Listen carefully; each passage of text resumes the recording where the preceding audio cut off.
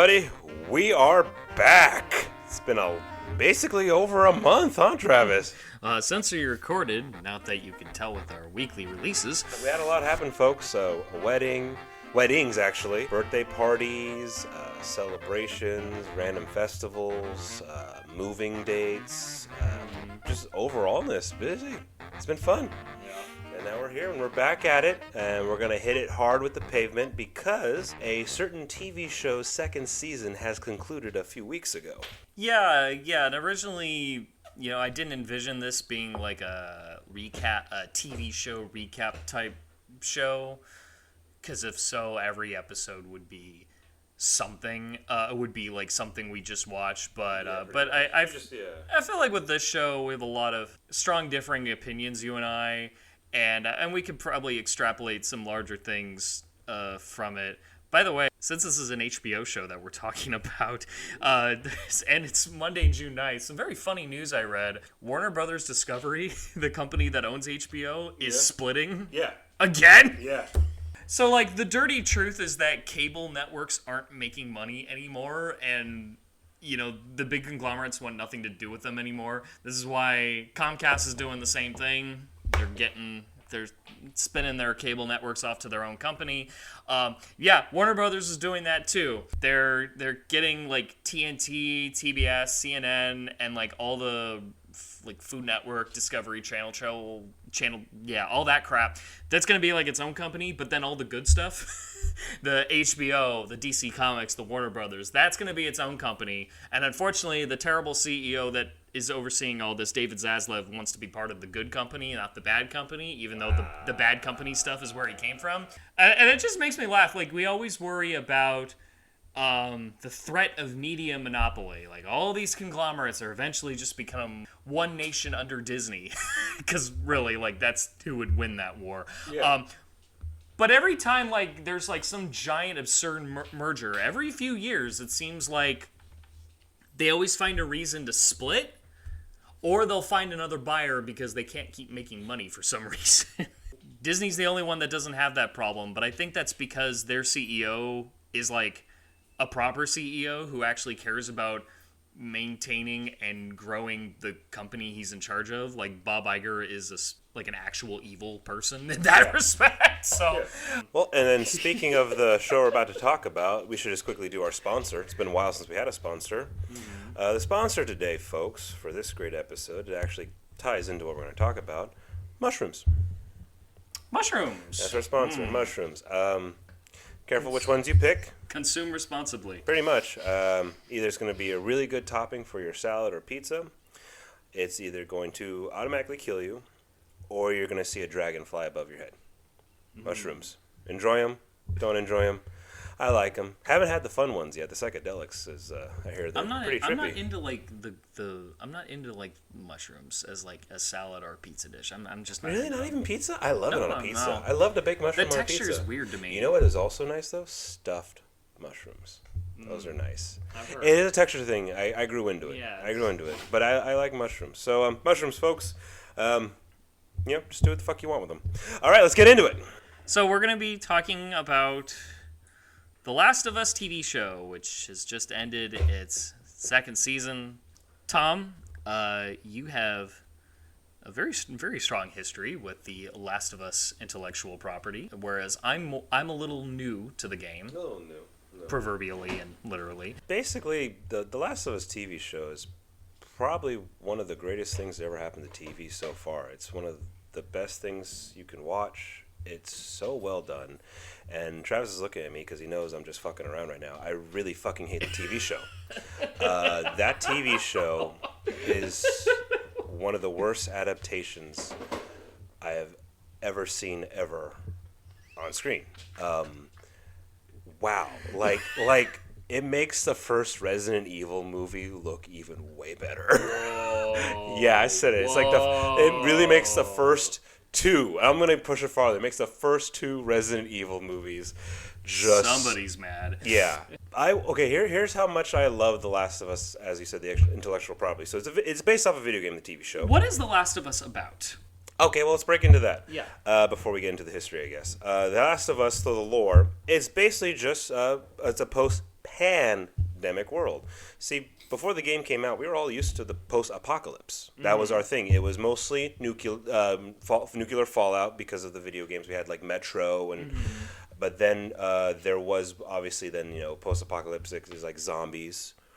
Sometimes you'd have post-apocalypse that involved an invasion aftermath, kind of like a Resistance: Fall of Man, 1 and 2 and 3. But it came out. The first game came out in 2013. That's what I'm saying. Games before 2013 were apocalyptic, where it was nuclear fallout, zombies, or a post-invasion world. Yeah. This is the first game that went post-pandemic, and it was amazing. It's an amazing game. Well, the central the world building conceit is that imagine The Walking Dead, but instead of like the George Romero rules of it's literal dead bodies coming back and we don't know why, the concept is based off of something that actually does occur in nature, where there's like these mushroom spores that get into insects and take over all the bodily functions of insects, to where the insects are practically zombies, the puppets. And so someone thought, well, what if you did that but with people?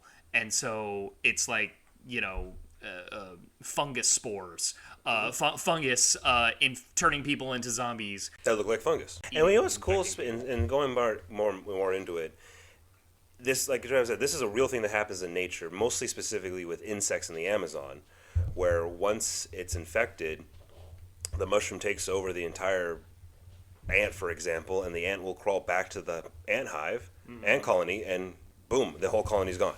Yeah. Within like days. Yeah. And what's interesting about this, when they put it for humans, it's mushroom spores. But what's really cool is, like, as we know, mushrooms on average are soft, right? These mushrooms are like hard, like steel plates. It's a really cool like way the gameplay concept is for not just the environment but the enemies you face. And the whole game is it's survival horror. There's a crafting system. There's item management, weapon management. You do have to also watch your companions, and your companions help you out. And it's linear in the maps. It's not open world. It's all linear, but they are very detailed, where you kind of are exploring too at the same time these levels, like to find more stuff or hidden gems or fun little Easter egg stories, and like it's a written world and developed world video game wise for both games. Yeah, it's and the actual story, which in my opinion, like, okay, so it's just Walking Dead, but they got mushrooms going at their head. So what's the actual story? The actual story is basically a wolf and cub narrative. And for Bob's Burgers fans, Hawk and Chick. Hawk and Chick. It's like a smuggler in the post-apocalypse who's tasked with transporting this young girl across the country, because she's the only one that's immune to the zombie fungus. And as they travel, these two develop a pseudo father-daughter relationship. The central question that is in both the first and second game is basically, how far are you willing to go for someone you love? And the first one, in the first game, it's more from a framework of guardianship, and then the second game is about vengeance. Well, I know you're right. Well, the first game, you're right. It is about how basically the first game it asks the whole parent question of, like, would you burn the world for your child? Yes. Just to be, and it's just to be safe. The second one, that is interesting that you brought it up, because we will get to the second game too as we talk about the first one. The second game, I really thought it was more about the anger one has when they didn't get a chance to forgive and get a last goodbye in. That's what I got the second game. I didn't get the second game was the how far would you go for a loved one. I got from the second game, yes, it's about vengeance. It's literally just vengeance. Yes. But I got it from the vengeance was fueled by I didn't get to give forgiveness and also say a last goodbye. That's what I got from that. Yeah. But for the first game, it is basically, so the main character is Joel, and you play him for the majority of the game except for one section and the DLC. DLC is worth it, by the way. Joel basically at the beginning loses his daughter. He's a divorced man, loses his daughter during the initial outbreak, and then the game jumps 20 years, and he's a smuggler in that he then gets a job from basically the resistance, which is the Fireflies, because the government is just, as we all know, shit. And it's tasked with transporting this young girl across America, who is possibly the cure for all mankind. And her name is Ellie, and she's like 12 or 13 in the game, right? And Joel's like over 40, like mid 40s. Yeah, 12 to 14. Yeah. You just trek across America. Really, both games are a Western. They are. Yes. It's really cool how Westerns, by the way, for a side note real quick, how Westerns have changed so much recently, these past 2 decades, of like, it's not just the cowboys, it's really just almost like psychological thrillers. Yeah, it's the lone man has gun, will travel, runs into vicious gangs and factions. And Exactly, that's what it, but then it's also too, what does the man give up his soul to defeat that? Yeah. That's what the Westerns are really about. It's about the lone gunman sacrificing his soul for the greater good. Yeah. That's which is really great. This is a really great Western. To give it more perspective, like Travis said, to mirror what it is, the Wolf and Cub, it's the Logan movie. It's just the same concept. It's just an older guy protecting a younger girl from the evils of the world, like a father would his daughter. So yeah, and the first game came out in 2013, and that was amidst, like, Walking Dead was big on TV. Zombies. Oh, Walking Dead was huge. There was Zombies was that was like the big horror trend. And it was interesting too when you say, okay, Zombies was the big horror trend, and at the same time that game came out, the PS3 was on its end of its life cycle. Is that crazy? Yes. Yeah, it's just crazy. I think it was my senior year of high school it came out. That's all it is. It's just as you play the game, brutal combat, stealth mechanics, discovering the world, and you just watch as this relationship falters or grows. There's death, there's happiness, there's joy, there's destruction. And then the end of the game, which the end of the first season does, is the same thing. Yeah. It comes to that question where he finally gets her to Salt Lake City, the Firefly headquarters, to have the cure. There's just one surgeon who can do it, extrapolate the cordyceps, right? Yeah, but she would have to die in the process of obtaining the cure. And by this point, Joel has developed way too close of a relationship with Ellie to just let her die like that, so he decides, let the world burn. My pseudo-daughter, the life of my pseudo-daughter is more important. And you kill almost like 30 dudes in the process. You basically this one man wipes out the entire Firefly faction. And something I've been doing while watching the show is I've been also listening to the companion podcast that HBO puts out, in which they have that. That's right. In which Troy Baker, the original actor for Joel in the video games, talks to the 2 showrunners of the TV show. One of them being Neil Druckmann, who wrote and directed the original games. Yeah. That's kind of a unique factor unto itself. Like, video games have a very bad history of being adapted into film, and most of the time it's like the people involved in the game are never involved. No. And if they are involved, it's like, well, the company has someone there to serve as an executive producer doing consulting, whatever. But it's never like the guy who made the original game is now in the writer's room and also directing episodes for like a TV show, let alone a movie. So like that's like a whole unique factor unto itself. But I was listening to that podcast, and something they said is like with the ending of the first game, when Joel makes his choice, that they focus group that he said that when they made the game, they focus group the ending, and it's like with people that weren't parents, they asked him, did Joel make the right choice? It was like 50-50, but when they focus group people that were parents, it was like 100% Joel made the right choice. They totally agreed with the like the parents agreed with, oh yeah, I would do that for my kid. I like how you brought that focus group in, because now we're really getting into it.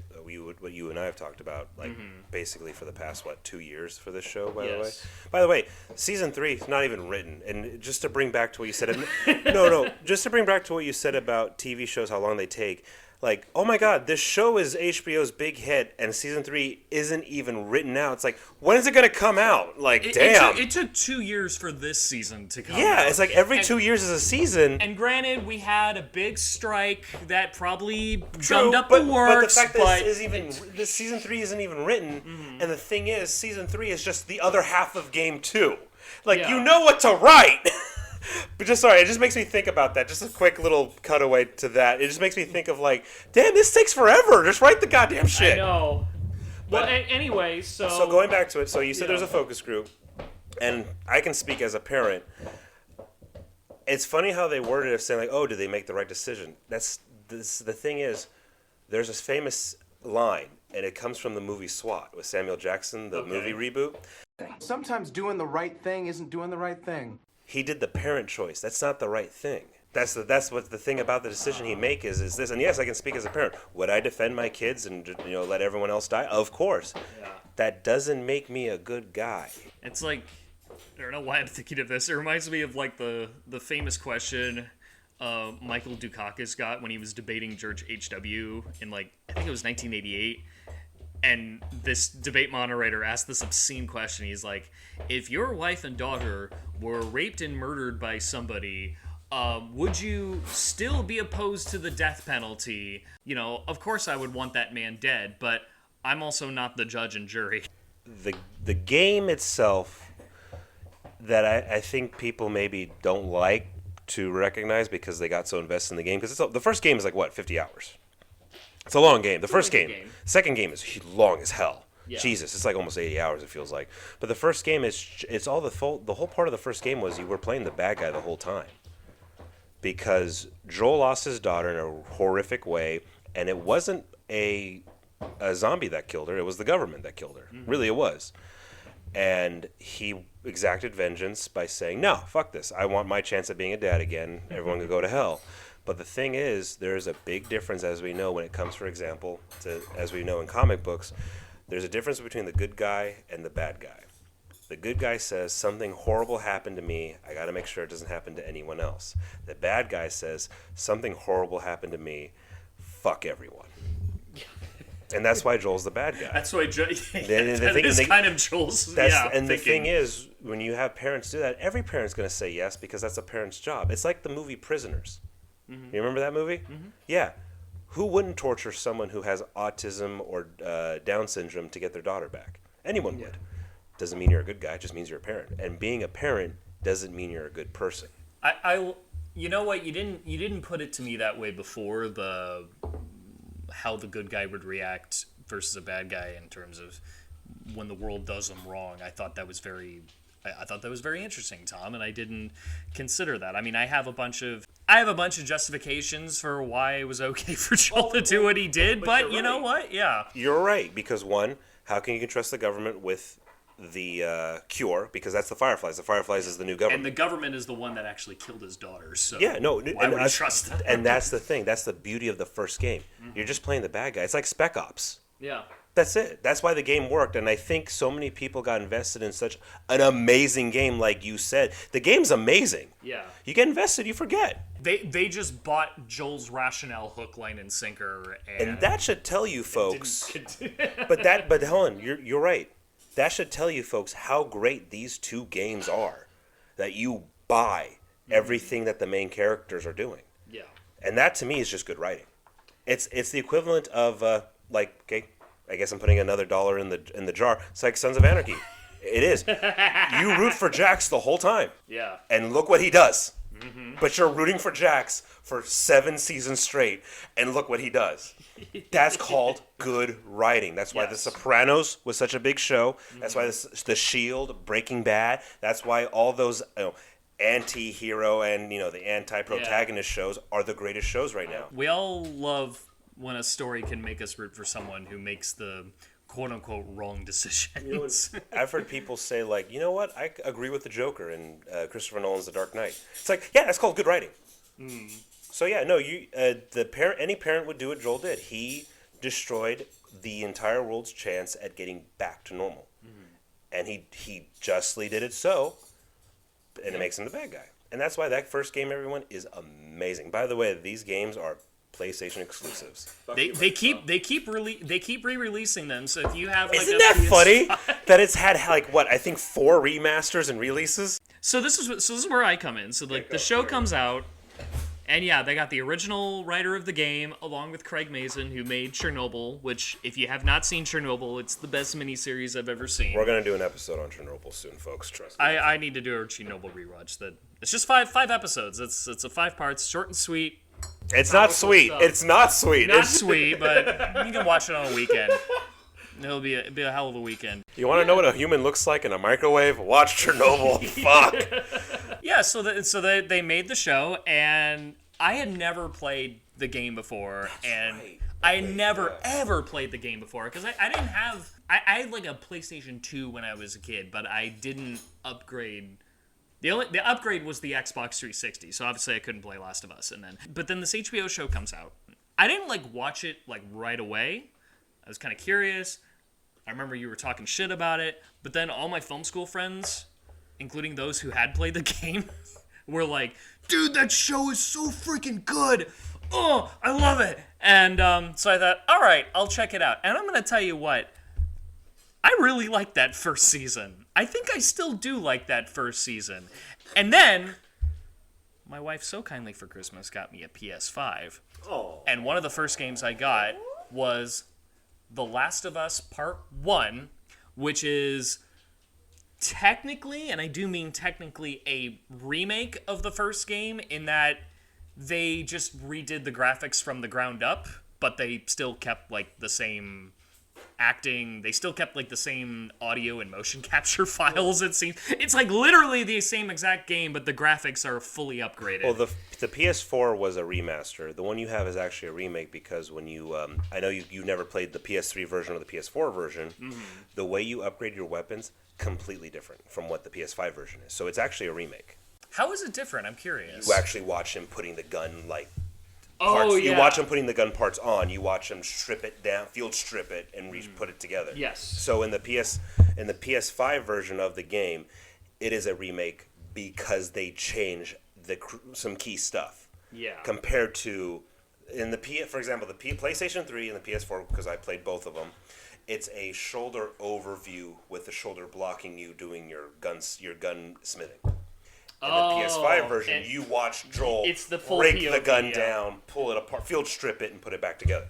Is that how it was in Part 2 from the get-go? From the get-go for Part 2, okay. The PS4, which it was on the PS4, was a complete immersive gunsmithing component, and that's why for the PS5 they put that in there. Okay, yeah, because I mean I did read that one of the reasons for quote-unquote remaking Part 1 was to make it closer in line with Part 2 in terms of how it looks and the gameplay is. Upgrading your weapons is the best part of both games. Yeah. It's so fun. It's so fun, and it requires a lot of tactical decision making. Oh, you have to really decide your resources. Like, fuck, do I really need space for an extra bullet? Do I really want the recoil to not suck? And it's like, and you can't do it anytime. You can only do it if you come across like a workbench on your journey. So it's like, this is your one opportunity. Do it here, because once you move on, you can't. You can't backtrack. You actually can't backtrack. No. And this sucks is when you find a bunch of components and scrap parts, you're like, fuck. You're like, when is the next workbench? When is the next workbench? I need to upgrade my gun. But yeah, then I played the first I game. played the first game after watching the show. I was really stunned. I mean, I heard a lot of people saying like the first game, the first season of The Last of Us is shockingly faithful to the game. And when playing the game, I was pretty stunned. I was like, I remember this from the show. I remember this from the show. I remember that from the show. Wow, I'm quite stunned. And then I watched the show again. Because I was like, okay, now that I've played the game from start to finish, I'll see the show, and then and then I could really see like what got changed from game to show, and I still liked it. And Tom does not understand that. Okay, I'll say this. So this is how much to show. I'm probably on my own island that I'm the only one who hates the show as a sense of the adaptation from the games. I love the game so much. Maybe not. I've seen a lot more detraction. Well, no. Just for season 1? Here's the thing. Yeah. We'll get to season 2, and I think all those people, for the main reason why season 2 has hate, can go fuck themselves, because that's bullshit. Oh, because they hated the second game anyway. Yeah, no. And there's a reason why. I think I'm one of the very few people who love the second game for what it specifically did. And we'll get to that. You love the second game, yeah. But the thing is, reason why people hate the second game and season 2, that is very small-minded. Mm-hmm. It is. So let's just talk about the first season. By the way, folks, this is going to be an episode. Get ready. So this is how much I love the game. I didn't in high school when it came out my spring semester. By the way, we're getting ready for a big play, Travis and I, and we still got to do our like recap of high school. Oh yeah. But anyway, so when it came out, I didn't have any system actually. Before I entered middle school, I sold my PS2 and GameCube for some quick cash. I literally just got rid of all my games and stuck to just reading books and watching TV. I saw the trailer during some like I think it was E3. I saw the trailer for this game coming up. Remember E3? When it meant something? Yeah. When it existed? And meant something? Because no, toward the end of E3's life, it sucked dick. Which is why it doesn't exist anymore. Exactly. But when E3 That's did amazing. the original trailer for the... I know, right? It'd be like if San Diego Comic-Con stopped. Because it sucked dick. Not because of like, oh, the funding was hard. Some natural disaster happened where we missed out on this year and then it lost traction. No, it's think of Comic-Con just actually started to suck so hard that it stopped. Yes. That's what happened to E3. But when E3 released the trailer, showed the trailer for The Last of Us, a little teaser, I was like this. I want it. I want to know more about this. Second trailer, I needed more about this. One of the gameplay demos, which shows you how the HUD, like your health bar and everything, look different. I'm like, I'm really into this. I want to know. And the what they showed for the main demo release was the hotel section. Ooh. Oh my god, and it hit hard. Ooh, yeah, the whole section is one of the most brutal parts of the game. Like that combat is wow. But the YouTuber Rad Brad was doing a big thing on the during The Last of Us, and I watched every single episode after school. When I got home, I would watch it before bed or sometime before homework or after homework or doing lines, and I would just watch every episode. And I'm like, this is every upload, I should say. I'm like, this is fucking amazing, this game. Like, I was invested. I'm watching all the cutscenes. I'm watching the gameplay mechanics. By the way, Rad Brad, I do like you. I've watched you really from the beginning. You're a bad video game player. Like, my God, watching you. Is he still uploading? He's still uploading. He did Doom in the Dark Ages. It was great. Right. But as a gamer, it's like, oh my God, dude, you're frustrating to watch because it's like, it's right there. It's right there.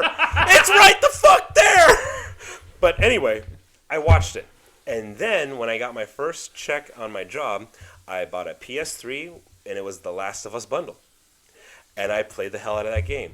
And then I got a PS4, and I rebought it with the DLC. And I played that game even so much more. I will tell you this. I've played all 7 difficulties of The Last of Us. Ooh, including grounded mode, where they get rid of your HUD. And they get rid of everything. They get rid of everything. They get rid of everything. Including including your radar senses. Like, you can't use that anymore. I have played all 7 difficulties of The Last of Us on the PS4. And that's me replaying the game when I played it already twice on the PS3. I love the first game a lot. And I'll say this about the first season of The Last of Us. World building's amazing. That is amazing world building. The production design is amazing. The production design, the world building, the science, because the show opens up with they elaborate more than the game does. Yeah. No, the show opens up with a 1970-esque talk show. Yeah, it's like the Dick Cavett show or something. And by the way, the actor, first of all, the 3 actors, they're character actors. You've seen them before and stuff. Oh, yeah, one of them, he only had like 2 lines, but I recognize Christopher Heyerdahl. Yes! He played like... He played this great character on Stargate Atlantis, this like charming wraith guy. He was also in Sanctuary. He was kind of a minor staple of the Sci-Fi Channel back in the day. He had a character in Hell on Wheels. Okay, yeah. And then the guy hosting the show, we've seen him as just the plucky nerd. Yes. In various shit. He was in The Internship with Vince Vaughn and Owen Wilson, but the guy who brings down the house to show you how scientific they brought to this show of like, no, this shit could happen. He played. I've seen that actor. He was the Mummy movies. Yes, he was in the Mummy movies. He was like in a season of Agent of Shield. He's been in a lot. Spartacus, Blood and Sand. He's done some indie films. He's British. Yes. Yeah. They bring down the house. These 3 actors. They set the stage for the whole series of basically like, this could happen. And if a fungal thing got to this level where it could cross over to controlling humans, it's just game over. Yeah. You might as well eat your gun. That's how he put it, basically. Yeah. And what's nice is when it cuts to our main character Joel with his daughter and his brother, and as like the game, it's Joel's birthday. It's they specifically show you that the characters never eat a carbohydrate. They make it, I guess, more complicated, but also I think in a way that allows the story of the show to make more sense. Well, it's grounded. Yeah. With in the game, it's just like, oh, there was some outburst of spores somewhere, and it's in the air, and the world got fucked over. That's it. No, it got into the food. The food supply, and specifically the food that every human being eats, even if you're vegan, a vegetarian, doesn't matter. It got into the bread. It got into her bread. It got into her grains and pancakes and cookies. That's hardcore shit. Yeah. Like the fact that it got into the bread, the specific food that no matter what your religion is, what your diet is, what your restrictions are, what you choose to be your lifestyle, you're screwed. You're just screwed. I'm glad they kind of ditched the spore is in the air idea. Well, until they brought it back in a very interesting way. But I'm glad they ditched that, because one thing I found stupid in the game was like Joel would walk into an area and it's like spores and put on his mask and he's fine. It's like, well, how do you know you didn't breathe that stuff? It reminds me of that scene in Phantom Menace where they try to gas the Jedi and they breathe it in before they hold their breath. Which I guess their face isn't enveloped in the fog machine yet. Yes, because because the gas was nipple level, they didn't get. They were okay, but so they breathed in a little bit and they were fine. And that's how I always felt when Joel would walk into a spore area, and I'm like, oh, I'm sure you breathed some of that stuff and you didn't know. You're walking to it, it's like you're walking at it, and it's like, oh, it's literally just down the hall. And it's like you're getting closer while you put your mask on. I'm like, wouldn't you back up? Like, oh shit. I kind of wish there was like an action you can do where you see a spore area, and then and then it's kind of like in Call of Duty with like the night vision goggles where it's like you could press a button to do that. No, it's like the Metro games with the gas mask. Yeah, and I wish that was like an action, but instead it's just an automatic thing. It's a dialogue. It's a dialogue thing. And it's like if you forget to put the mask on, I don't know, it's like an instant death where Joel just goes, and then you gotta go back. It is funny, but yeah, no, the show is grounded in reality of what it would be like. The first season, the majority of the episodes open up with a different character story in the different part of the world and how they were interacting with the start of the virus. The Filipino woman, the Filipino doctor. We gotta bomb everyone. The Filipino doctor opening, I forget which episode it was. Was it Philippines or was it Indonesia? Oh my god, maybe it was Indonesia. Somewhere but in the south, an Indonesian doctor, that was awesome. Where she's just talking to the general. Yeah. And she's like, no, and she's like trying to hold back tears. She's like, you gotta bomb the city. He's like, haha, what are you talking about? No, bomb the city. That's how you stop it. Like, it's done. Like, and then she says, can I call and then she says very tear like, can I just call my daughter to say goodbye? And I'm like, oh my god, she's even dead. The fuck? No, the first season is grounded in a lot of reality. Every detail they'll use, and like TV shows have a lot of like filler shots of stuff that has really nothing to do with the actual like dialogue plot. That's detailed of like, no, this is how it'd be. It'd be like this. This is how it has to be. Like, it's almost like they recruited scientists for the show, like as consultants. The show is grounded in reality. What they do to the characters, the show can go fuck itself. Please elaborate, because I was looking for that on my second watch through, and I was like, okay, Ellie is a little more headstrong. I don't care about show. that. I don't care about that. I don't care about that. No. Well, she's a kid in that show. In season 2, she's just an idiot. So here's the thing, and I'll say this because I heard some, again, like season 2, the dumb criticism crap. Who gave a shit if Joel's actual biological daughter was like black or whatever? It's like, and? Like, I didn't give a fuck about that. Like, well, in the game, she's this blonde little blue-eyed girl. I'm like this. She dies in 5 minutes. Like, who gives a fuck? No, like, again, there's certain criticisms that are bullshit. Yeah. This is my criticism. Yeah. 1, since we're going to go slightly in chronological order of the 9 episodes of this season, Joel isn't a drug addict. Why they had to throw that in there? Go fuck yourself, Neil Druckmann. He's not a drug addict in the game. They made him a drug addict in the show. I don't even remember that in the show. It was a quick thing. He's popping pills. It's very quick. There's a quick montage at the end of episode 1 where he's popping pills. And not popping pills because he's in pain. He's popping narcotics. Yeah. Does that lead to anything? No, because the point in the game. Because I don't even remember that. Because in the game, they're not smuggling drugs. They're smuggling legit. In the game, him and Tess, Joel and Tess, are smuggling legit. People need these supplies to live. Mm-hmm. That's the kind of smugglers they are. In the game, it's like this. Oh, just have him pop the pills. I'm like, the fuck? They're not Quaaludes. Like, he's not a drug addict. He doesn't even drink. In the game, he literally does not drink. That's the whole point. Like, they're adding shit for no fucking reason. The second thing, and this is a big pisser for me. There's actually a few, I should admit. I was really pissed off during this. I hate watched this. Hey, I hate watched it. That's a throwback. Yes.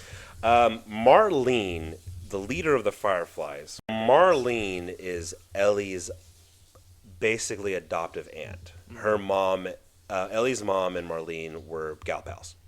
And Marlene's her aunt.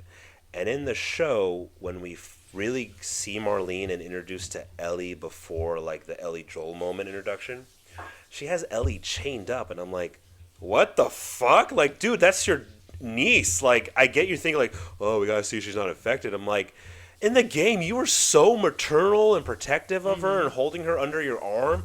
You have her chained up like a fucking dog. Like, who the what? Like, that was out of the blue. I'm like, what the hell? It was a big change. There was no love. I kind of appreciated the change because what that did in the game, you're introduced to Ellie through Joel, but in the show, Ellie gets introduced ahead of that. So like she has her own POV before she's united with Joel, and it was a way in the show. It was a way to introduce Ellie's personality, that she's not just some underage damsel. No. She's a tomboy. She's a tomboy. You don't fuck with her. And she's got an attitude. And it was a way to set that up. And to me, there was a logical sense behind it. In that, okay, so this is after, because later we find out what led to that, and then through the flashback episode with her, and so it kind of makes sense. Okay, the Fireflies find her, she's bit, but she's not changing. They don't know what to make of that, therefore they can't immediately trust her, so they always have to like check her every day, and they do like the counting thing, which actually comes back into play in the second season. Oh yeah, it does. Cleverly. But they didn't have to chain her. They could have just had her in a locked room. These things, the infected aren't smart. They're just mindless. So the fact that they had her chained and the way Marlene was talking to her, I'm like, whoa, there is no love. I'm not feeling any ounce of love. It was a very different dynamic and a very different relationship. But I didn't mind that change. I hated that because that destroys, again, the ending of how the game was supposed to be played. Like the show, to me, the whole thing Neil Druckmann was trying to do for the TV shows is just like this. Yeah, we messed up in game 2 because of the quote unquote the fans, so I'm gonna make Joel more of a hero. I'm like, dude, fuck you. Like you fuck you. Like Marlene isn't a bad person. Like you took away the whole concept of Marlene's character by making her chain up Ellie, but whatever. And then the next big thing that was dumb is, okay, through their travels, they get out of Boston, they lose Tess. I thought the way they showed the hive mind of the cordyceps was cool, how they're all connected, where if you step on, if you not only hurt an kill an infected, or step on something that's connected, like the way the spores are, or the vines, I should say, it could attract infected miles away. I love that concept. But basically, like, you're just fucked. Yeah.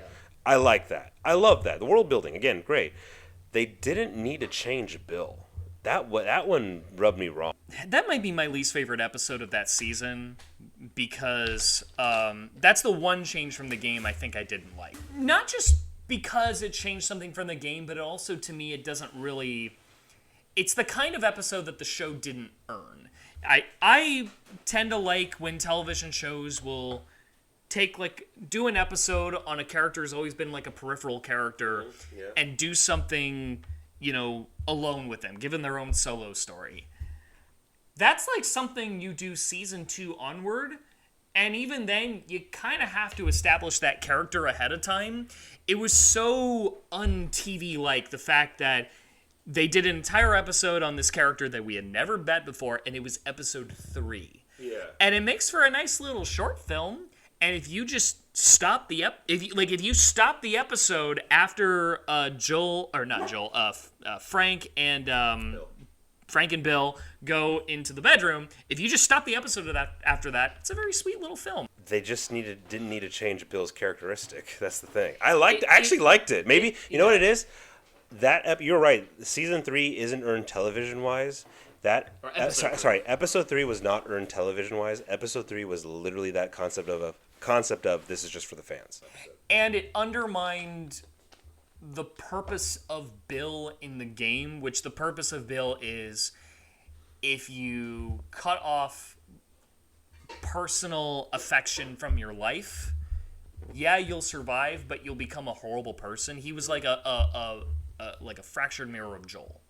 And a lot of the allied characters that you meet in the first game of The Last of Us are mirrors of Joel and Ellie in some way, and that was the purpose of Bill in the game. He was just very miserable. He's a dick. He's a fucking asshole. Yeah. He was such an asshole. And they really softened him in the show. Therefore, that theme, they basically kind of don't show that theme where like he gives Joel a letter. And like his deathbed letter, and he's like, "I've learned a lesson. Don't cut off people from your life. You'll end up miserable. I've learned that lesson the good way, and I think my life turned out very well. So and that's why it was very, very soft. In the game, it was a lot more in your face, a lot hardcore. Well, in the game, after you get through the whole town with Bill, you find his partner Frank hung himself because he was infected, and Frank's deathbed letter was, "Fuck you, Bill. Just go fuck yourself. Suck my dick." That's what it was. You could tell Bill was very hurt by that. Yeah, and what did Bill say? Fuck you then. But he's definitely holding back tears when he does it. Yeah. Bill's purpose in the game was to show you, like, hey, you want to survive and like have the best resources of all time and literally own a town? Yeah. Be a cut-off asshole. Yeah. In the game, that whole like, yeah, open your heart up. I'm like, God, fuck you. In the show. Sorry, in the show, it was all about like, yeah, hold on to love. Be a good guy. Hold on to that hope. It's like, fuck you, Neil. The whole point of the game is you're the bad guy. Stop trying to save Joel. I can't wait for what happens to him in the second episode of season 2. Like, fuck you for trying to like make us like Joel. Like, if you're a real fan of the game, the whole point of Joel was that you were playing the bad guy the whole time. That's the Nick Offerman was the best choice for Bill in a TV show. Yeah. The cast wise. But they just butchered the character. It was a very strange choice. And I'll say this.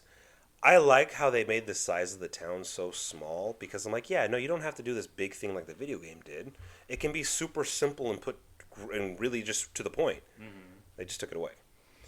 And then after that, I was just really just hating the show. The next allies you meet, it's Sam and his brother, right? Yeah. What was his brother's name? I just know Sam. I forget what the brother's name was. They did something different with the brother where in the game, he's like the same age as Ellie. Yeah. And so they're like same age buddies. And if you want to read, maybe there's a little something there, but then it's cutesy stuff. It's cutesy stuff. But then in the show, and I like this in the show where they made him deaf, and I think the actors actually. No, yeah, that was cool. Yeah. It's a cool little thing, yeah. And therefore, and so it really punctuated this idea that Sam is truly this kid's caretaker, and like he is only. No, Sam is the kid. Or Sam in the wait, who's the brother? I forget the name. That's what I'm saying. I just know the kid's name. The two black guys. Sam's brother. The only ones in the whole show. Sam is the deaf kid.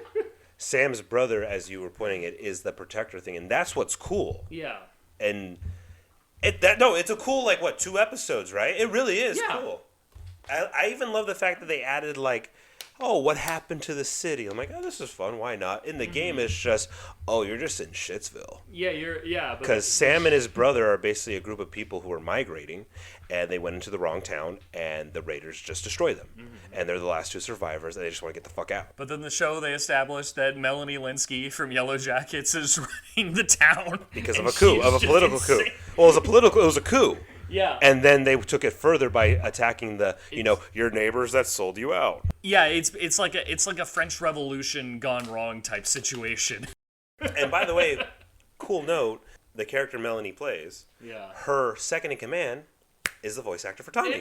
That guy looks. That guy, I did not expect him to look like that. I'm like, dude, that's a beard. Yeah. That's a fucking beard you got on. That's how they incorporated some of the game actors in there. I think it was 4 or 5 of them, right? Mm-hmm. Yeah. No, Troy Baker was in the second to last in the Cannibal Town, and then the original Ellie. I forget her name. We've seen her stuff. She plays the mom, which makes sense. Yeah, she plays Ellie's mom, where we actually get to see a reveal of how Ellie came to be and why she is the way she is. Which made sense. I had a feeling it was that too, honestly. Some of that stuff Neil Druckmann has talked about, like these were story ideas that he had in his head for years, and that he couldn't figure out how to incorporate them in the games, and thought about. I'm surprised that wasn't in the DLC, honestly, when you think about it. Probably couldn't figure out how to make a game out of it. It was just, a nice little idea. Well, that was great. That's how you do fan service. So basically, the core problem you seem to have with the first season of The Last of Us was that the antagonism of Marlene and other little things you saw as making Joel more, like, subliminally making Joel more sympathetic in the audience's mind. And that's the issue you took with it. Character butchering. To me, what they did was if they made Hagrid a bully in the movies. That's how I saw it. I thought the world building was great. I thought the production designs were awesome. I thought the moments, like I said, how the majority of every episode opened up with like almost like a quick side character who was in a different part of the world. Mm-hmm. I loved all that shit. I loved how the zombies looked like. You know what I loved about the show? They barely fought the zombies, because when you think about it, yes. because in a game when you fight a zombie, you take damage but you move on. And you're mowing down enemies left and right. You're like beating the shit out of them. But in the real life, it's like this. Actually, no. One-on-one combat with just one zombie, you're dead. You're actually dead, because you can't get scratched. You can't get drooled on. You can't get anything happen to you. You just can't get touched. Yeah, like a real person would not be able to survive that many enemies like that. You have to be in full-on riot gear with an automatic. So I love a juggernaut suit. Yeah. When Call of Duty was good. No, you are right. The way the show basically had barely any zombie interaction. I'm like, I buy it. It made the cordyceps dangerous. It made the clickers scarier. Yes. It made the infected horde more of like it's just game over. We're just watching a slaughter. And they didn't use them as much. So when they did come up, it really was terrifying. And like I said, I loved every bit of it except the character butchering. Okay.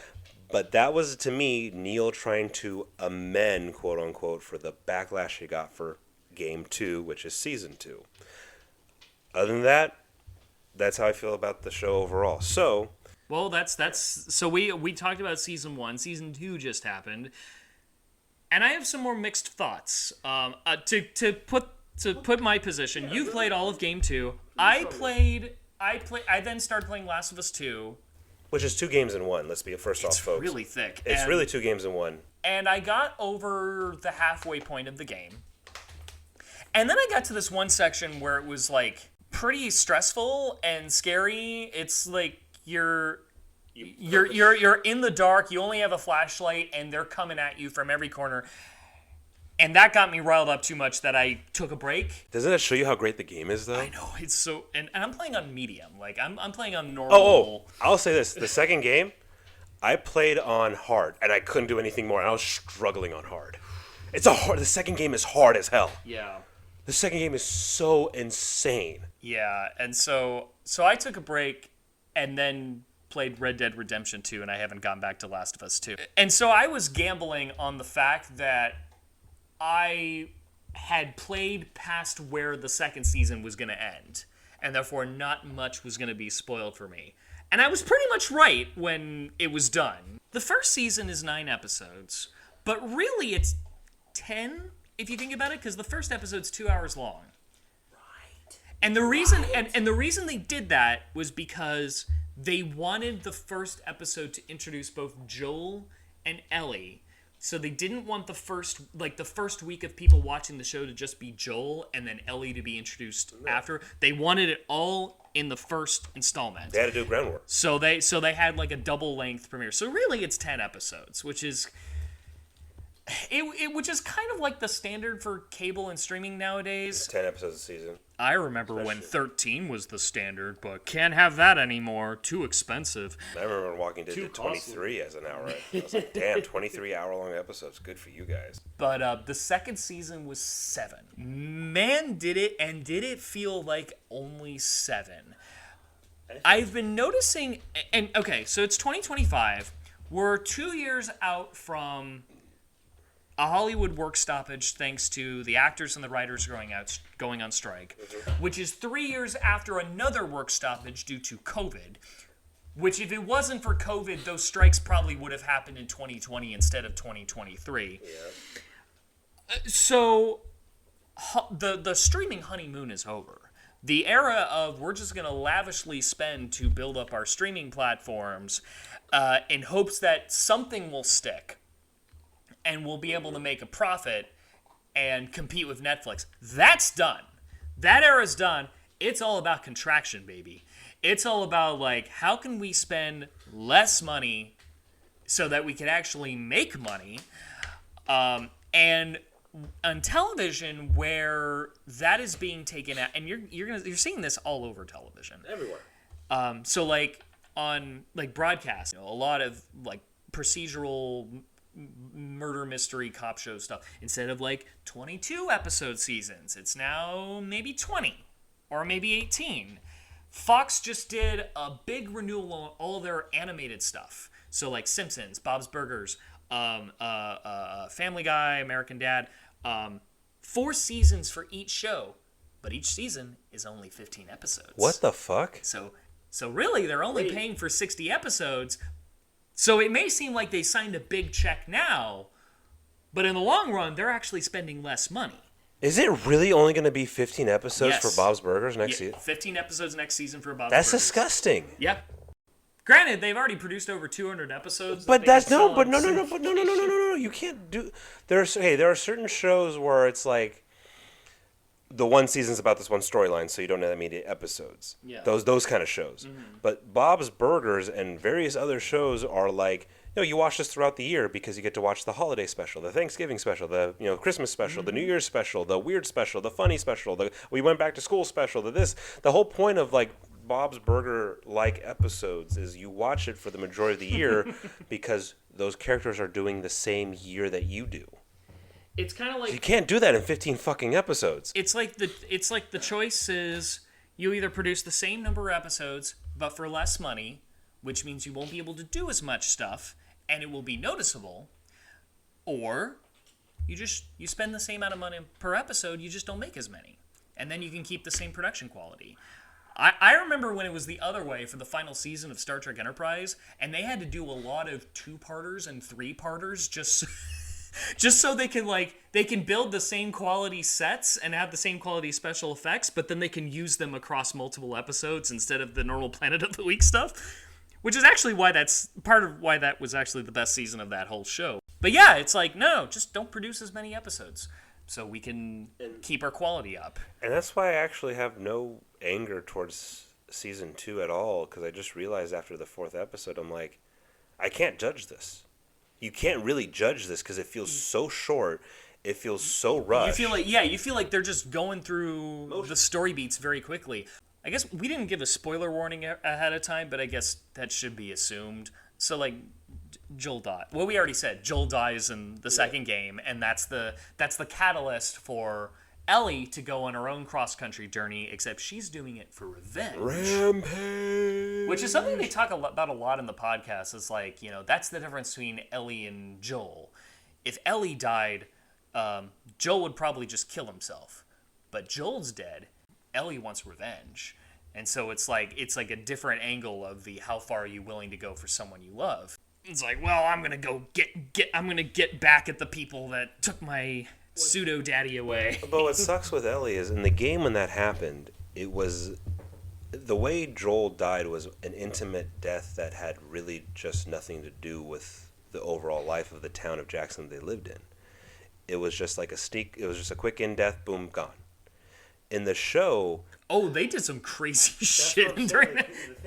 It was like the Battle of Winterfell, because like that's what it was. That's what it fucking was. It was almost convenient that the town was distracted while the big It just so happened the zombies upright. You'd have thought the plot, they could have done something where the plot was that Abby and her crew, Abby's the new character that we kind of Abby's the follow, daughter of the surgeon who was going to do the surgery on Ellie that Joel shot in the head. which should be a bigger spoiler for the show, but I'll get to why it's not.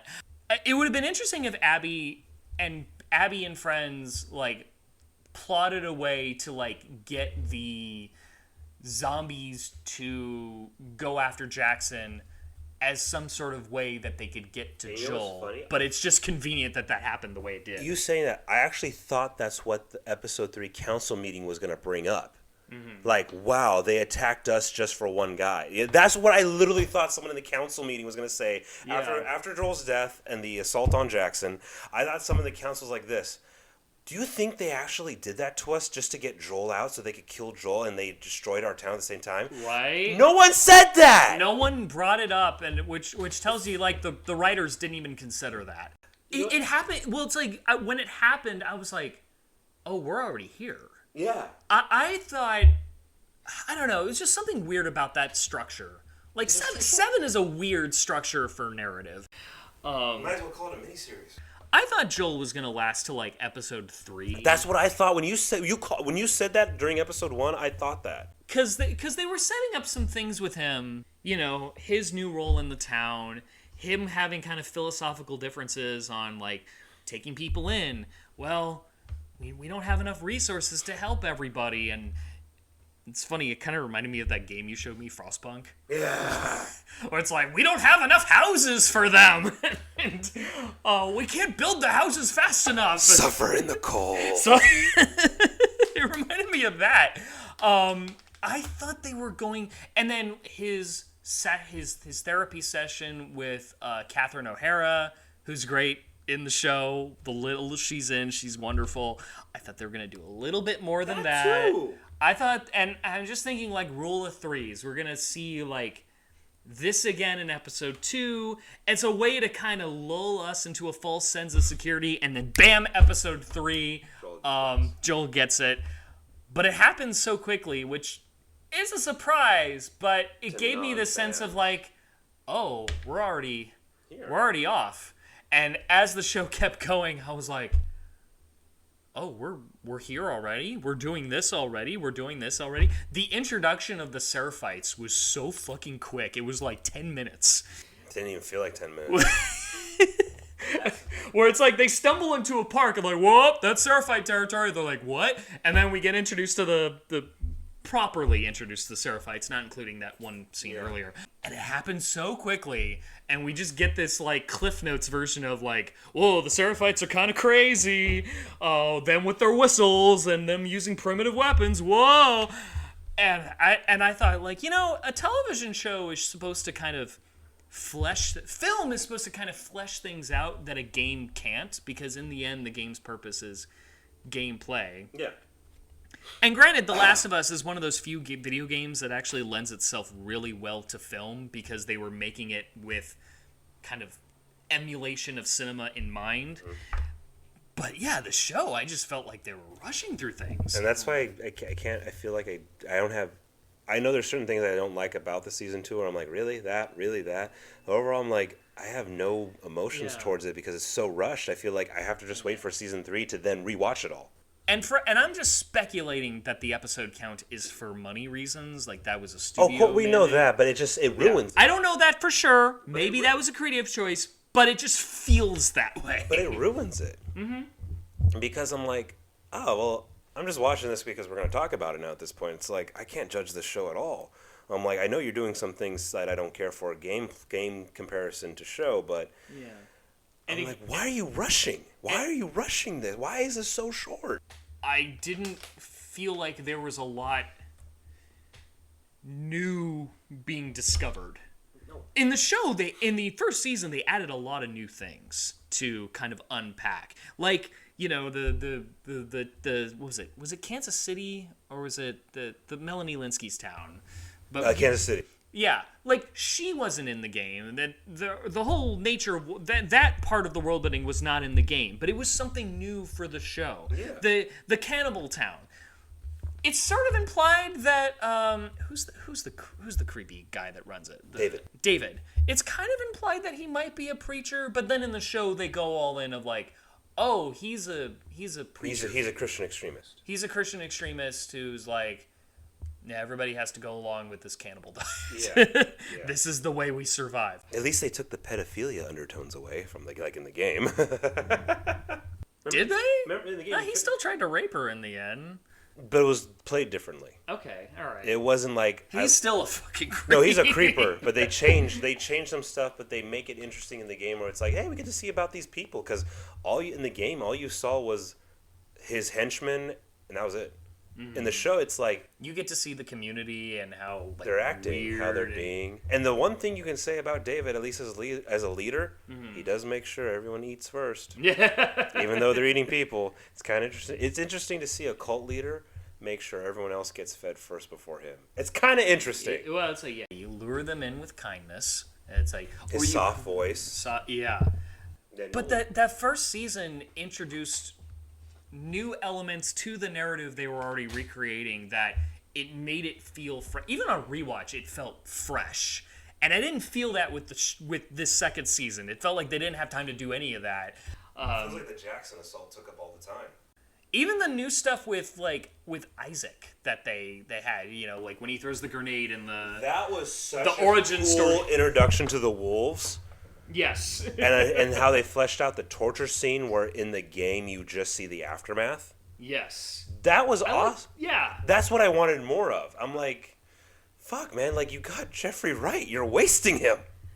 That's what season 3 is going to be. I hope guess. to God. But I'm also like, are they going to bum rush through that? Because I know what section of the game they're going to do. Are they going to bum rush through that too, like they did here? They say that there's going to be 1 or 2 more seasons. Season 3 and 4. 4 is a possibility, and that's it. Yeah. And I'm like, the game is so large. The only other thing I didn't like about season 2, these are 2 big things that kind of affect everything. Yeah. The first was the pacing. Pacing I thought was way too fast. The second was the introduction of Abby and how very upfront with her motivations they were. The thing I liked about the game, even though I had this spoiled to me accidentally online of who Abby was and what her deal was, but when playing the game, I realized, oh, this is a mystery. Why? What does Abby want? Why does she want to kill Joel? And I wish the show kept it that way. I wish the show went full J.J. Abrams mystery box on that idea of like, and by you, also Ellie, you don't find out until through Ellie why she did what she did. But at the first scene, the very opening scene, you see her and her buddies clearly connected to the Fireflies that Joel massacred somehow. They're burying the dead, and they're like, we got to get back at Joel. It's like, well, we got to prepare first. You know, we're not in a state to do that right now. We got to bide our time, blah, blah, blah, blah. But the only thing they don't tell you is, well, who was the person she loved? Yeah. Who was the person that she wants to get revenge for? But at that point, it doesn't really matter. Yeah. It's like, okay, she's connected to all of that. There's no... And therefore, when Ellie... Oh, yeah, and then she kills Joel, and she tells Joel... We get to see her telling Joel exactly why she's there. And they're like, oh, the mystery's gone. They just told us. They didn't show us, they told us. The game did it better. The game showed us, because you have like the flashback levels where she's interacting with her dad, and then you have the flashback level where she's going through the hallway and opens the door, and there's her dad, and she's crying over her dad, and that's how you find out. I would have liked if they kept that a secret that way, and even more if they really leaned into that secret more. And actually have it that Ellie finds out. And that's like we find out through Ellie, our actual protagonist. That way it's because otherwise like Ellie goes out for revenge and that's all it is. She wants revenge. And it's just a matter of like, is she gonna find Abby? Is she gonna not find Abby? Is she gonna get killed before then? Oh no. You know, there's no lingering questions that it's like, well, theoretically, Ellie is also trying to solve a mystery. And also, too, like I said at the beginning of this episode, there was 2 things to it. It's revenge, the mystery, but her revenge is fueled by I didn't get a chance to forgive. Mm-hmm. That's what it's not just pure on, let's fucking get him. It's more like, I have to get him to make myself feel better because I didn't forgive Joel. Mm-hmm. That's why. Yeah. Because in the big, and we should say... Which they do hint at that at the show. Barely. That's what I'm saying, because in the game, to let people know, the way the first game ends and the first season ends, Joel lies to Ellie about what happened in Salt Lake City. Yeah. And that's the whole point. The second game is she finds out and is upset because Ellie wanted to have her life be meaning in this horrible, fucked up world, and she could have saved the world, and she would have felt like her soul would have felt good with that. Mm-hmm. In the game, it shows that better of Ellie's trying. She was mad at Joel because she found out the truth, and then he dies, and she's like, "Fuck! I didn't get a chance to like forgive and grieve properly, and la la la." Now it's just I gotta, and that's why I'm gonna go kill Abby and her friends because I didn't get my chance. In the show, it's just, let's go fuck them up. Yeah, and there wasn't much more to that, so it's just kind of, again, leads to that going to the motions. When are we going to get to the next plot beat? And what happened to Shimmer? And to be honest, I kind of wish that there was, because they do show the scene where Joel tells her. And no, she finds out on she in the show she figures that out on her own, and then she confirms with Joel. In the game, she finds out from Joel. Then they have their fight, and then. But it's like something she's always. But she suspected, and she brings that on. But in the game, she goes back to Salt Lake City to find the truth. Remember? Oh yeah. In the show, it's just. It's more. Something's not adding up in my head. There's that moment with the psychiatrist's husband that makes her feel like, okay, I've seen that face before. He's a liar. By the way, do you know who plays the psychiatrist's husband? It's Joey Pants. Isn't that awesome? Isn't that awesome that he's still acting? Yeah. Isn't that so cool to see him? I didn't even recognize him. I'm like, has it been that long since The Matrix? Yes. And U.S. Marshals. Mm-hmm. When I saw him first, I'm like, who the fuck? I know that voice. Who the fuck? I know. Oh my God! I like that approach compared to the game, where instead of her going to Salt Lake City, it's more about her interactions with Joel. Something that Druckmann and Mason talk about is whether or not Ellie knew from the get-go that Joel was lying, but was willing to accept the lie until shit starts happening to where she can't accept the lie anymore. They don't say in those interviews like whether or not they lean one way or another. It's kind of more like ambiguous, leave it up to the actor's performance, which I think is how Neil Druckmann works anyway. Like the whole thing about is Bill gay in the game. I think that was something the actor asked Neil, and Neil said, "What do you think?" And then just kind of let the actor play it how he wanted, and the actor was like, "I think he's gay," and then played it like that, and then kind of left that implied to the player.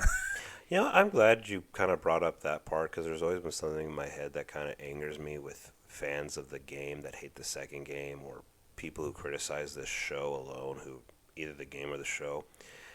There's a side note. Isn't it so fucking stupid that, like, the way people are upset at season 2 for, like, how really they're going to throw this lesbian love interest, who cares? And I'm like... Which is what they complained about with the first... And in my head... Yes, and here's the thing, though. In the first game, through the DLC... Sorry, folks, we're going to kind of split off a bit, because this is something that's always annoyed me. In the first game, in the DLC, you find out Ellie's lesbian. In the DLC. Yeah. And here's the thing. You brought up Bill's actor saying, like, hey, I'm noticing something. Is he gay? And then the director said, figure it. It's all, yeah. The original actor, not the original actor. So the original voice actor...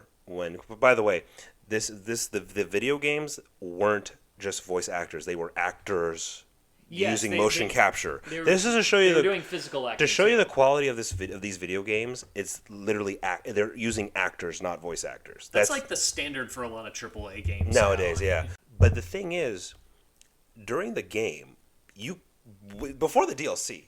Mm-hmm. During the game, when you're watching Ellie and Joel's interactions and conversations, in the game, I was like, she's gay. Like, it's here's the thing. This isn't like some BS like last minute forced on. You can tell in the game Ellie's a lesbian. Mm. Like, you can, it's so in your fucking face. And when I played the game, I'm like, Your gaydar just went off. it's like, is she gay? I think she's gay. It is Pride Month, so It's funny that we're on Pride Month. Yeah, fruitful topic for but this it's time of year. but when the game came out, I always knew. I'm like, Ellie's gay. In the DLC, I'm like, oh, you find out that she had a crush on a girl. I'm like, this. Okay, knew it. Called it. Called it. You can just tell. Called it. Yeah. And with Bill, even Bill, I was like playing the game. I'm like, something's off, and it's not because he's a psychotic asshole. Yeah. Oh, Frank, knew it. Yeah, they're more than just friends. Yeah, and so in the show, the season 2 one, it's like, yeah, of course, Ellie's older. She's gonna have an intimate scene with a chick. Yeah. Was she's like 19 by that Yeah, point? who's not kiss? And it's also too. It's like, yeah, who's not kissing a girl Yeah. at any point in time at 19? So just a side note. I think it's dumb that like the whole like, oh, this is being thrusted upon, or like It got like this season got review bombed badly and on it's Rotten Tomatoes. and the thing is, I'm so against those review bombs because I'm like, that's why I don't trust user reviews. you can't judge this show at all because of how short it is, how rushed it is, and again for me, people are just so like it was all about Joel and Ellie. I'm like, the point of season 1 and game 1 is Joel took the evil ending choice in a video game, and you had no control of that as a video game player. You have no control of the whole like, do you take the good ending or the bad? No, you're just getting the bad ending. We don't give a fuck about you as a gamer. You're getting the bad ending. And the best part about the second game, and the second show, how realistic it's showing is this is called karma. It's the consequences of those choices. And you never get that in a game, and you kind of rarely get that in a show. Because when you look at season 1's ending, that's a series finale. Well, the first game is like a complete story. That's what I'm saying. This So is a like series finale. they didn't need to make a sequel. And that's why I love the second game, because in video game history, we finally got to have a game where it's like this. Hey, remember that evil ending that was chosen? Yeah. You're going to play the sequel. Oh, shit! The best sequels are usually the ones that deal with the consequences of what happened the first time around. And people negatively panned the second game for like, this is just suffer porn and just narcissism porn. I'm like this. Yes! Because Joel made a choice. It's reflective of the Joel. If your lead character says "fuck the world, let it burn," what do you think the world's gonna be like? Guess what, people? Seattle sucks. Seattle just sucks. That's a good point. You know. And that's why I love the game, and that's why I kind of am actually bummed about Season 2. Not because of the bullshit Jackson thing they threw in, not because of this bullshit they did or that BS they did against the game. It's like being a chance to actually see the first half of the game. Yeah. We got a lot of rushed beats. I wanted more of Eugene. He's such a cool... That actor was amazing. Yeah. I kind of... They forced... Not forced. They throw in that Tommy and his wife have a son. I want that dynamic. Mm-hmm. Tommy and his wife are the mayor. Yeah, they lead the town. They run the town. I want to see the kid. That's the heir. Yeah. That's Joel's nephew. Yeah. I kind of... hell, in the game, Abby's crew is a crew of almost like 12. In the show, it's 5. I wanted... That to me, led to an opportunity of more dialogue talking. I wanted to see more of these characters that get killed. Yeah, you feel like you don't get to know them very well, and I felt like... And they had so much personality.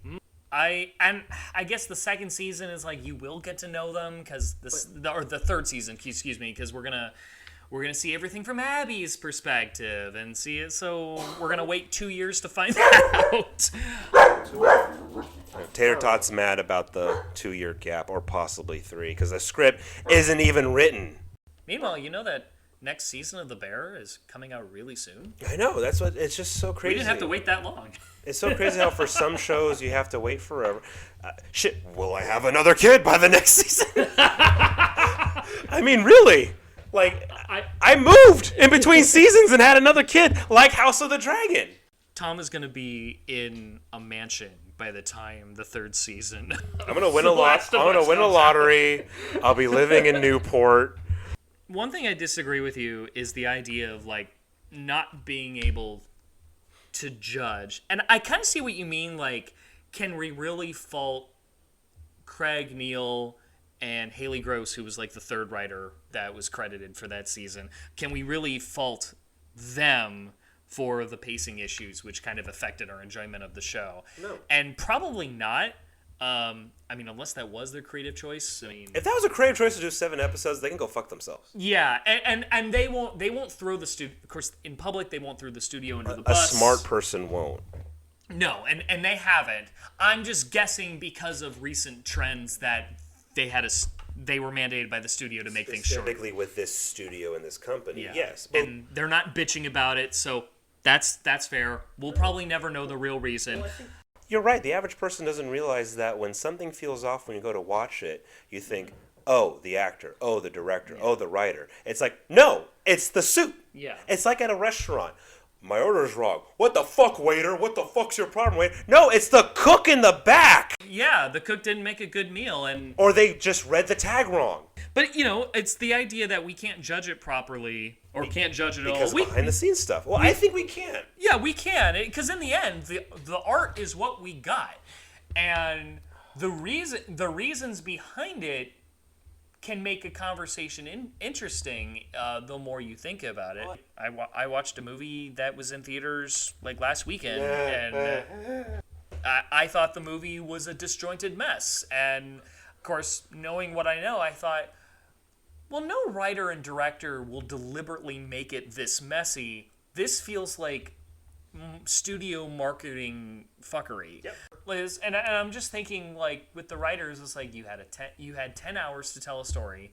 Why are you giving yourself less time to tell a story this time when there's so many opportunities that you're missing on? Why would a writer want to blow those opportunities? So I'm coming to a conclusion based on having good faith, because I think the people making the writing the show are very talented. Yeah. I'm with that good faith. I'm assuming money was the reason. It's like they couldn't make as many episodes as they wanted, so they had to make their intended storyline fit within that. But in the end, it's like, it's part of a problem with our enjoyment of the show and why it didn't feel as good. It deflated me after episode 4. Mm-hmm. And the thing is, like our Pit, Paradise and Ugly episode, it's just like you kind of fucking with the audience at this point now. Mm-hmm. Like, especially fans, not just fans of this game, but audiences overall. It's like your last season was 9 episodes, 10 hours. This one is 7 episodes. It feels like less than 7 hours. What's episode 3? It's like the Game of Thrones things again. Yeah. It's like you can't keep doing this shit. And it's not like, well, those 7 episodes will have an extra 20 minutes each. It's like, no, it's the same fucking standard time of it all. And something else I've been thinking about is, like, how big of a problem is this going to be when it's all said and done? When the show is complete and you could just watch it over the course of a couple of weeks. And therefore you wouldn't really care as much about where each season ended. No. So it's just simply the next episode. Mm-hmm. And that's entirely dependent on how the next couple of seasons will unfold. But that's not a good position to be in as a viewer, where it's like, my enjoyment and feelings about the show overall are entirely dependent on the stuff that hasn't come out yet. And it's like, there's something to be said about leaving the audience wanting more, but there's a difference between, like, making someone a good cheeseburger that's like, and making them think, well, I want to come back to the restaurant, and giving someone a salad at a nice steakhouse and only giving them the salad and being like, well, maybe if I come back next time, I'll actually get a steak. No. I guess the point of this episode is, like, the first one was like, yeah, okay, this is the conversation for the fans and the new people and the ones who really, the first season is about the conversation between a parent and a non-parent. That's really what the first season is, and the game. Mm-hmm. The game is just like you just get to finally play the bad guy and you don't realize it. The show is more about a parental conversation. The second one, it took away from the fun of having a debate conversation that Travis and I have been having for almost, 3 years of, like, I fucking hate this show. Tom, I love this show. No, Travis, I fucking hate this show. Tom, this show's really enjoyable. No, Travis, this fucking show sucks. And now it's just like watching the second show, I'm just like, I just feel bad. I just feel deflated. You know, I liked Eugene a lot, and he's technically in 2 to 3 levels in the game, and you only have him for like barely anything. I will say, like, as far as TV video game adaptations go, I can't think of anything that's, at least for live action, I don't think there's been anything better than this. Fallout. Maybe Fallout. Fallout had a good first season, yes. But the thing that sucks that I will say, because I have to honestly to be fair at the same time, the Fallout TV show only works because the Fallout world is just, hey, it's an RPG, have fun. Like it does, it's a broad game. Yeah. It's such an RPG game where you just have to get the world right. You don't have to get the characters right. Mm-hmm. The Last of Us is literally a single player experience campaign. There's a very specific narrative that's being told. The Fallout TV show, folks, works so well because when you play any Fallout game, it's just a, hey, you're in the world. Have fun. Have fun. It's your playground. Yeah. It probably also helped my enjoyment of Last of Us since by the time I started watching it, I had just finished that god-awful Halo TV show, and Last of Us was like... Damn, that sucks. Last of Us was like, this is how you do it right.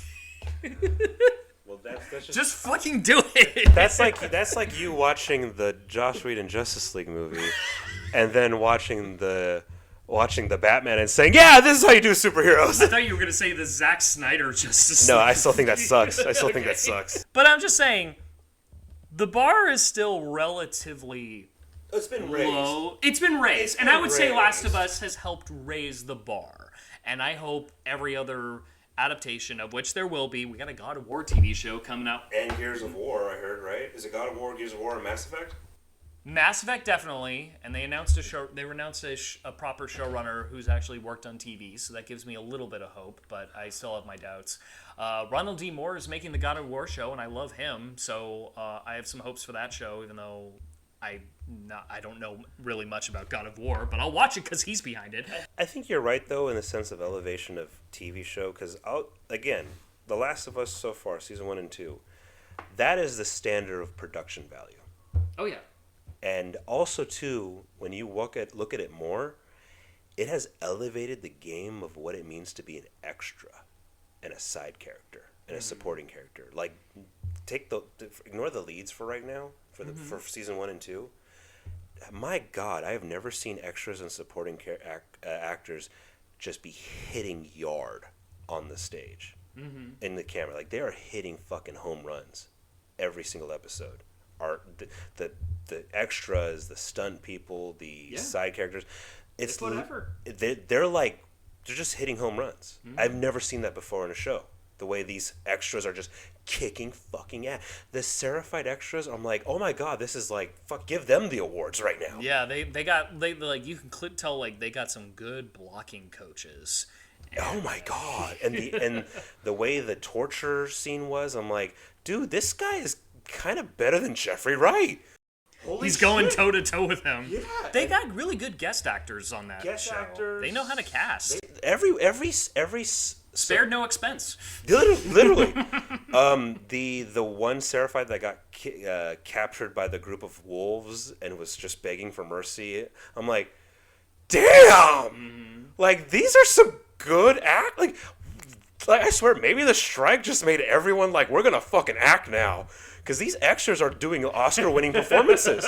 I have never seen extras give Oscar-winning performances before. I mean, it's an HBO show. They put a lot of time into making those shows, which is why they take so long to make. But we are seeing the end result of that. We're seeing seeing good production value and good acting that we have not seen before, and I hope this continues on the TV aspect.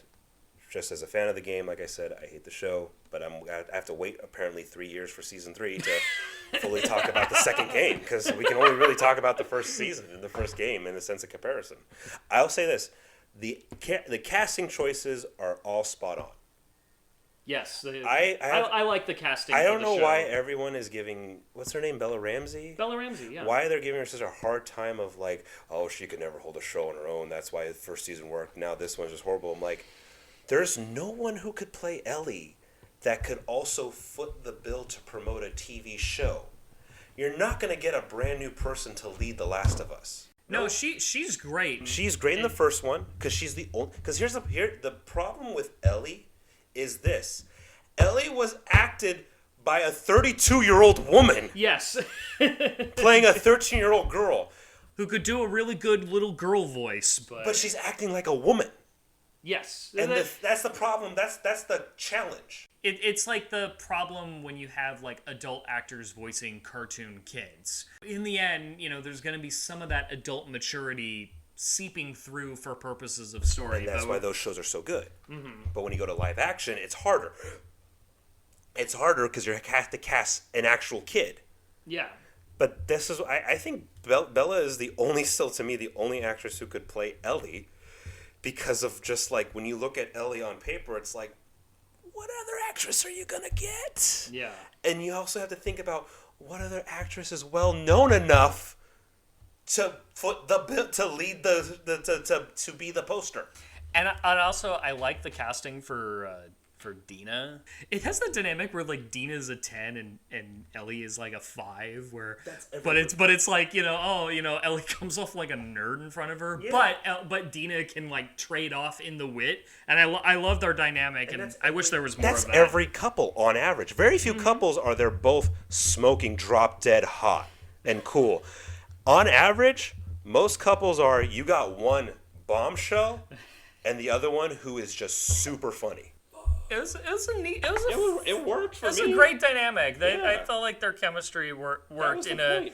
It's different than the game, but it works in the show. But the game has that hint of still Ellie is the dork in the game. A little. But I buy it more in the show. Well, I buy that Ellie is a dork more in the show than in the game. I think the only thing that they got wrong with this one is I'm like, damn, Ellie's a fucking Neanderthal in this show.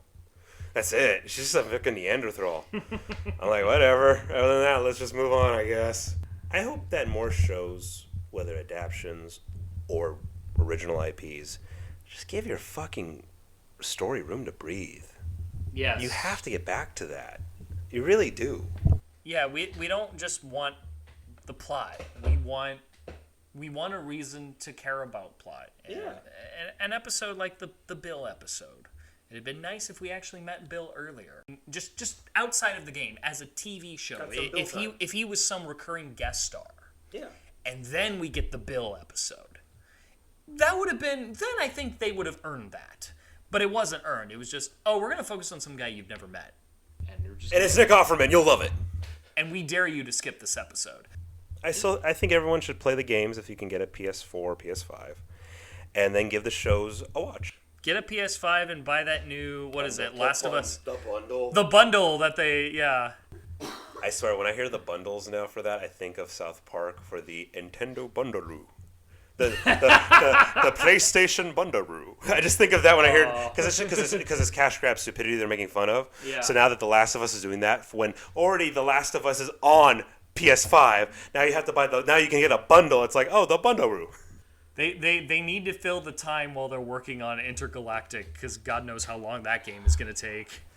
You know what? How about here's an idea, a fun way to wrap this up. Yeah. What video game, if you could have a blank check, Travis, blank check. Okay. What video game would you want to see as a TV show? So not a movie. It has to be a TV show. And you get a blank check, however many seasons, doesn't fucking matter. This is blank check. Travis, what game do you want as a TV show? Can it be... It can be anything you want. Can it be something that's technically worked on, being worked on right now? It can be what you want, and it can be your way. You are literally, who is Dakota Johnson's dad? Oh, Don. Remember when Don Johnson got caught in the late '80s with $88,000 worth of bearer bonds somewhere in Europe? No. Yeah, that was a storyline, by the way. Okay. You are him. You have bearer bonds up the ass. Okay. So yeah, I know Amazon is working on a Mass Effect TV show. Oh, you're a big fan of that. I love Mass Effect. Even the rotten ending of the trilogy. Haven't bothered with Andromeda. I'm a purist. The thing I'm worried about with the Mass Effect TV show is that they're going to make it the same way they make every big budget TV show nowadays, where it's like, we're going to make it like a 10-hour movie, and we're going to do the entire first game in one 10-hour movie session. I'm like, no. Mass Effect is Star Trek with an end-of-the-world plot. Which I say that, and some Star Trek fans would be like, oh, you mean Star Trek Discovery? I'm like, no. No, I mean the end of the world plot spans over 3 games and, in my head, 7 seasons. Yeah, so, like, no, I would do Mass Effect as, like, a Planet of the Week show. That way you can get in all the side missions, all the character bonding missions. You could do all of that and take your time. And the reason why I wanted to do it like Star Trek is because, one, that's Mass Effect's primary influence. So you might as well ape that. You might as well make it like a more serious version of Star Trek Strange New Worlds if you need like a present day comp, because everyone in Hollywood loves their comps. You know what I want with Mass Effect? I want Mass Effect to be the return of 90s sci-fi. You know, the era of Star Trek with Deep Space Nine and Voyager, the era of Babylon 5, the era of Stargate, which actually is more mid-2000s, but still applies. Planet of the Week procedural storytelling, but with longer-term arcs underneath. I want a Mass Effect TV show to be a return to that. So not only, Mass Effect would be my choice, but that would be how I would write it. That'd be the formula. Like the And the thing that worries me is like they're not going to do it like that. I know that the new showrunner they picked, Doug Young, was a co-writer on Star Trek Beyond, but that was a movie, not a TV show. But he has written for television. He was a writer on Mindhunter, so that's something. I worry it's going to be another kind of we're gonna riff on Game of Thrones in space, and which is what they did with the Halo show, and it sucked. Which is what The Expanse was, and that was great. But The Expanse is its own animal. Mass Effect needs to be like a return to 90s sci-fi. It needs to be a return to 90s sci-fi television. You know what also attempted to be a return to 90s sci-fi but wasn't that great? The Orville. But the Orville was just like, let's bring back the glossy lighting, the super basic camera angles, the carpet on the floor. Didn't really bring, they tried in a couple instances, didn't really bring back that quality of hybrid procedural and serialized storytelling. And that's what I want out of a Mass Effect show. And I would like it to be produced in a manner where they could come out with a new season every year. I don't know how you would do that, but Star Trek produced 26 episodes a year before. Why can't we do that with just 10? Why can't we do that in a timely manner? Why can't these studios figure out a way to do that? And if they have to sacrifice some things, then sacrifice some things. The Expanse was produced at a low budget. That is a low budget show, but that show is fucking fantastic. And, you know, it doesn't look cheap. They just knew how to spend money in the right ways. Wasn't the CW at one point also too just busting out stuff, and it was like every year it came out. Yes! And they don't look cheap. They look like, that looks pretty good for a superhero show compared to the movies at the time that were like going on. Like, it is weird how the studios just can't wrap their heads around. You gotta kind of spend a little money to make money here, and if you do it, you will make a ton of money because we want to watch shit. Stop trying to ape the success of Game of Thrones. There's only one other show that has aped the success of Game of Thrones successfully, and it was called House of the Dragon. And the next one will be the Hedge Knight. The Knight of the Seven Kingdoms, and then the Dunkin' Egg show, or whatever. Just stop touching Game of Thrones, do your own thing. Stop spending enormous amounts of money. Find ways to spend less money but make the same quality product. You used to know how to do it, Hollywood. I remember when we had 2 Stargate shows at the same time, and they were doing space battles every other week, and they produced 20-episode seasons. I remember that time. Bring that back, please. That should be our new Never Forget. Never forget. That's my never forget. That should be the country's new Never Forget. Never forget. That's my personal never forget. Long season sci-fi shows. Bring that back. You fucks. Yeah, you freaks. All right. Nice. Mass Effect the right way. The right way. Yeah. Watch that show come out, and it's like something really good and something that I love, and this rant will be like highly outdated. I hope for that. You hope to be wrong. You hope I hope that I watch it and go, okay, I don't have to write this myself. I guess I'll be nice about that. What about you? What is a game what is a series of games that you've played, or just one game? Maybe it's one game and they never made a sequel that you think would make for a good television show. I think, and you know what's funny? I thought about it at work. I was singing to the song that was played at the trailer at work. I sent you the video last night. Oh, really? Yeah. No. I'm being serious. Hold on. Okay. Give me a bit. I really think it'd be cool to have, hold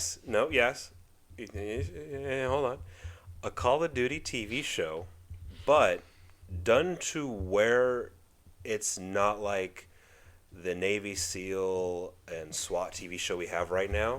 I was going to say, they already made that show. It's called SEAL Team. I know, it's stupid. But I think a Call of Duty show to show not just like, because it's a IP everyone would love, it's to push the envelope of like this, no, we're going to make a gritty war show in a modern day setting where this is like watching the Pacific. It's tough. These guys have hard lives. They're doing some crazy shit that also they're losing their souls over. They made that show. It's called Generation Kill. That was a miniseries. Well, you compared it to the Pacific. I know. Well, no, here's the thing. In Generation Kill, we should never have been in there. That's the whole point of Generation Kill. We should never have been in the war. In the Pacific, it's like, fuck, these guys better be taken care of when they get home. Mm-hmm. So that's what I mean about Call of Duty. I'd like a Call of Duty TV show. I'm okay with like a few seasons. Nothing have to be this long running. Does it thing. have to? Which games do you want it to be based on? Obviously, the original trilogy. The Modern Warfare, the OG Modern Warfare trilogy. Okay. And with we gotta get Makarov. With a little that and a little bit of the first Black Ops. A little bit, a little sprinkling it. You know what I mean? You could probably get that show made in this administration. Oh, of course. But the thing is, I want it to be... EXF will champion that. I want it to be more grounded. I don't want any cool one-liners. I don't want any cool badass moments. I want it to be like, you can believe these guys are doing these things not for the greater good of a country. Remember, they were doing it for the greater good of the world. Mm-hmm. That was the difference between just stupid written shit and the game. In the OG trailer, Captain Price and his team were trying to protect the world. That is the cool thing, that at the end of the game, it's like they're trying to... The original purpose of those games is to try to ape like how Modern Warfare. How is Modern Warfare be done? But in the end, even though this was made by an American studio, and you think there'd be like more rah-rah, Marines as like the main characters or whatever, it's a bunch of like British SAS guys that you actually follow, and those became like Price and Soap and Ghost. Those became like the iconic characters that people remembered, which is why they used them in the remake. And they're not American. They're British citizens who are protecting the world. Price is British, Soap is Scottish, because McTavish, and then I guess Ghost is... I don't know where Ghost is from. He had a... I don't know if he's like Welsh or something. I don't know. But, you know what? Fuck it. He's Welsh. Well, I don't know. Well, yeah, and I don't know how they did that's Ghost what I'm saying. games, When you think about it, okay, you brought it up a great point. In the first two games, when you go between the Price's team and the American side, you play an American who no one remembers. Mm-hmm. In the first game, you die at a nuclear bomb. Oh, yeah. But no one gives a fuck about you, really. Yeah. In the second game, you're fighting alongside Keith David in the streets of America. Mm-hmm. No one cares. And then, the American soldiers, like, no one gives a fuck about it. They're interchangeable. It's about the three dudes from Liverpool. It's all about, it's about Soap and Price and Ghost. And Roach is the character you play in the second and third game, third game, Roach. It's about the four guys. I'm saying, joking. It's about the four dudes from Liverpool. Yeah. I know. That's why I would like to kind of bring it more like how the OG trilogy was, where it's like, there's some cool, awesome set pieces happening. Price has some great one-liners, kind of. Mm-hmm. But it's just about we're saving the world from fucking evil, and we're willing to do it with our lives because remember what Price said about when they went to go after Shepard? History is written by the victor. History is filled with liars. If he lives and we die, his truth becomes written and ours is lost. It's like where Price goes like megalomaniacal crazy. He goes from being just a standard dutiful British soldier to being like a little nuts. That is awesome. He gets as megalomaniacal as Shepard is. And Makarov, which I guess is fitting. And you know what? If it's just 3 seasons for the 3 games, I'm okay with it because I just want to. So that's really your choice, is to just adapt Modern Warfare OG trilogy for TV? So our wartime shows get back to how they were. These guys are doing the greater good at the loss of their souls. Okay. And I think we need that because you brought it up. Within a week and a half, I just rewatched Band of Brothers in the Pacific. Our shows don't do that anymore. Didn't you haven't you been watching Band of Brothers repeatedly over the course of the past 3 weeks or something? Yeah, and then I watched the Pacific, and I'm saying, I watch those at least almost like once a year and a half, once every 18 months. I watch that, but it just was like, yeah, where are these shows? Like, even again, it's a miniseries, so fine, make Call of Duty a miniseries. I don't give a shit. But where is that? Where you're watching guys do something that says, yeah, no, there's something worse. It's not that I won't die. I might not ever have my soul back again, but at least the world can go to sleep safely. Because I'm not. It's not I'm taking down an evil. I'm helping to take down an evil. Okay. All right. And that's what I think it is. I want to do that because it's been in my head at work. Just the trailer, because the launch trailer for the OG Modern Warfare 2 is probably the greatest video game trailer of all time because it's Eminem's Cinderella Man playing against this stuff. And let me tell you, when that came out, that trailer, oh my God! And it was just Modern Warfare 2. Didn't even need the Call of Duty. It's just Modern Warfare 2. You gotta rewatch that trailer, dude. If you watched it when I sent it to you, did you watch it? I started watching it a little bit. Isn't that fucking... Yeah. Think about that mindset when it came out in fucking 2009, 2008, that trailer. You're like this. Oh, fuck! Yeah, it was... It's back when, like, every AAA studio had to have a shooter. And when every AAA game was awesome. Yeah. And now it's like shooters were the trend, and then Call of Duty and Halo kind of won that war. And then they destroyed. And then now the trend is open world. I think the trend is survival horror open world. Like the RPG. You know what the trend is? Getting back to item management. Getting back. Everybody's trying to make like their own like Rockstar game. Rockstar, Demon Souls, Rockstar, Assassin's Creed and Far Cry, like, you know, which because there's so many of them, you run into a lot of them that have like, you know, there's parts of the open world where nothing happens. What's the next trend gonna be? Because it will not be live services. They tried to force that down on our throats, and we said no. Fortnite and only Fortnite. Fuck everything else.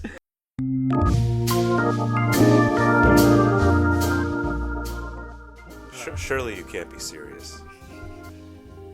I am serious. I am serious, and my name is Travis. That's our show, isn't it? Yeah. That's a show. All right. Thanks for watching. Thanks for listening, everybody. I did not mean for this to go on as long as it did, but we had to get this off our chest. We've been gone for over a month. This was actually fun, and you know what? Yeah, I stand by my Call of Duty pick. Fair enough. Good afternoon, good evening, and good night. Bye, everyone.